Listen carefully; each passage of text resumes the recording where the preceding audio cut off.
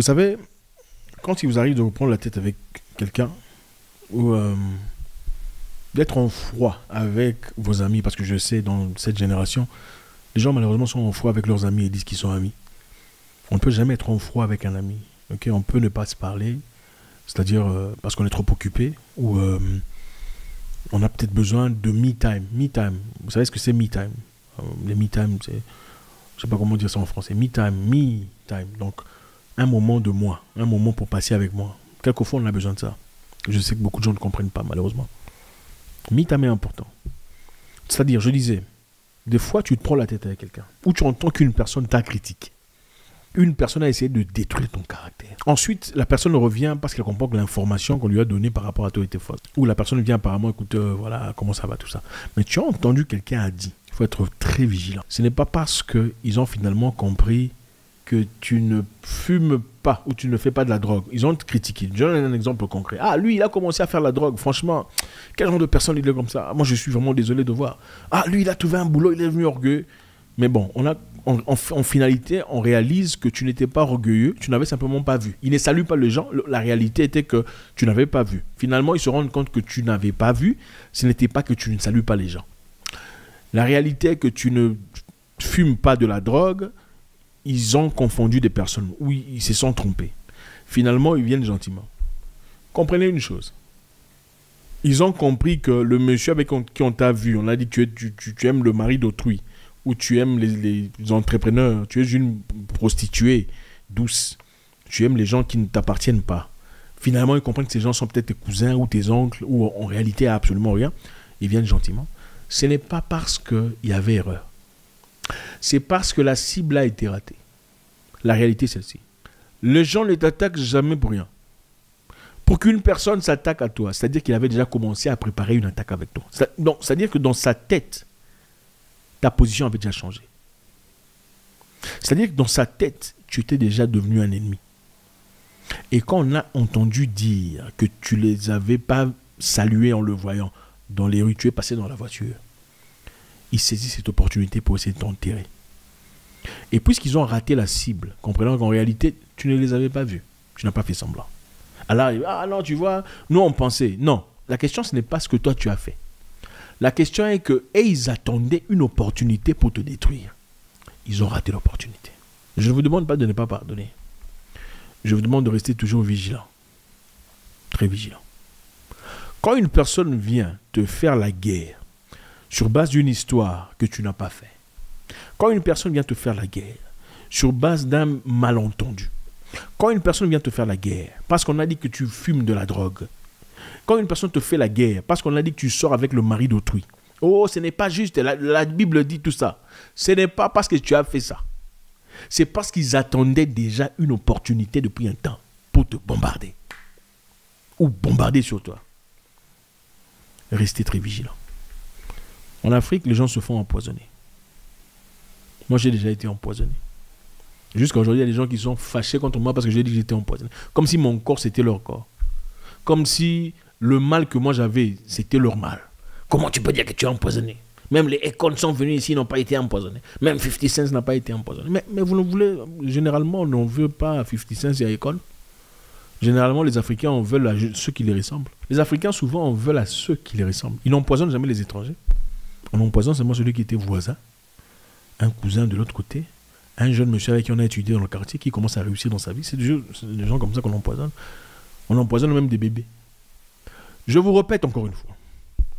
Quelqu'un apparemment est en guerre avec vous ou est en train de vous réprimander de manière super chaude sur une histoire qui n'est pas correcte ou sur une histoire qui est incorrecte, une histoire qui est basée sur des malentendus.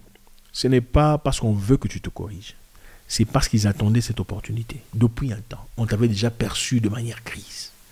Tu étais déjà dans la ligne de mire. Ils ont tiré et ils ont loupé. Et après, ils veulent dire, oh non, ce n'est pas ça nous on pensait. Non.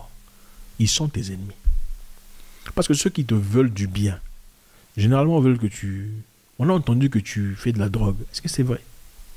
On a entendu que tu sors avec le mari de... Est-ce que c'est vrai? Non, parlons un peu, c'est ça. On ne dit pas, ah toi, la Bible dit non. C'est bien la Bible dit pendant que tu as raison. Si tu sors, la Bible dit et que tu as tort, Tu es un ennemi. Parce que la réalité, ce n'était pas pour construire. La réprimande que tu avais, ce n'était pas pour arranger. La réprimande que tu avais emmenée, c'était pour détruire. Et ça a raté. Maintenant, on cherche des moyens pour arranger. Ce n'est pas pour vous dire que les gens qui s'excusent ne sont pas vrais. Les gens qui s'excusent, il faut accepter leurs excuses. Mais il faut garder les mains haut. Garder le cadre. Parce que celui qui t'a raté une fois, deux fois, vient, essaie de se rapprocher pour ne pas te louper cette fois-là.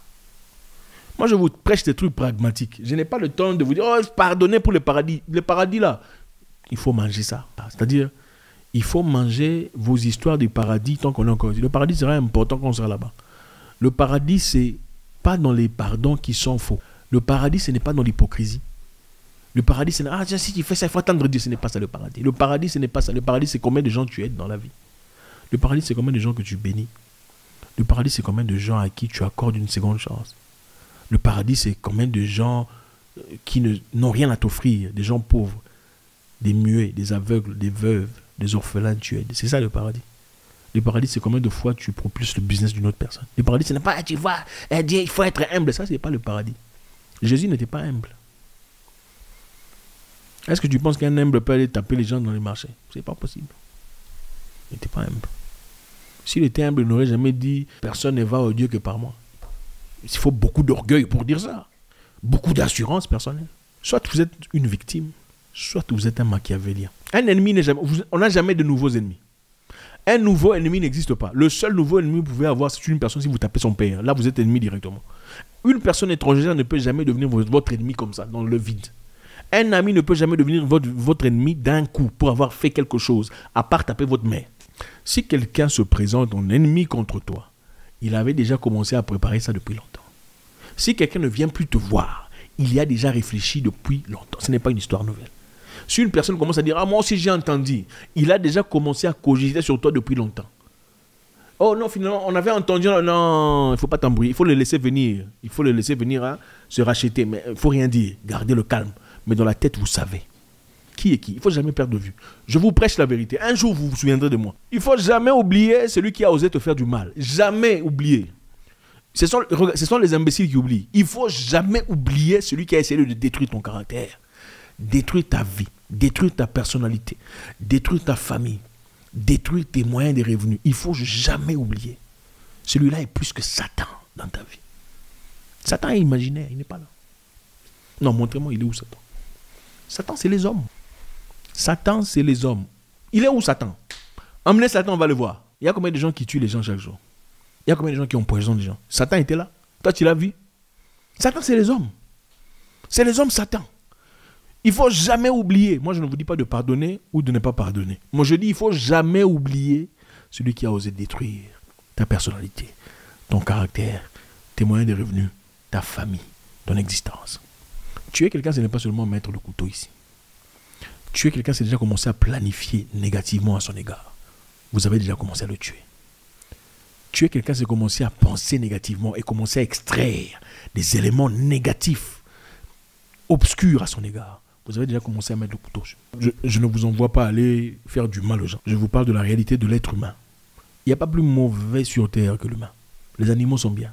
Il n'y a pas plus mauvais sur terre que l'humain. Combien du mal les animaux se font les uns les autres? Combien du mal, des génocides, des tueries, des empoisonnements, des jalousies, des méchancetés, des trahisons, les humains se font les uns les autres.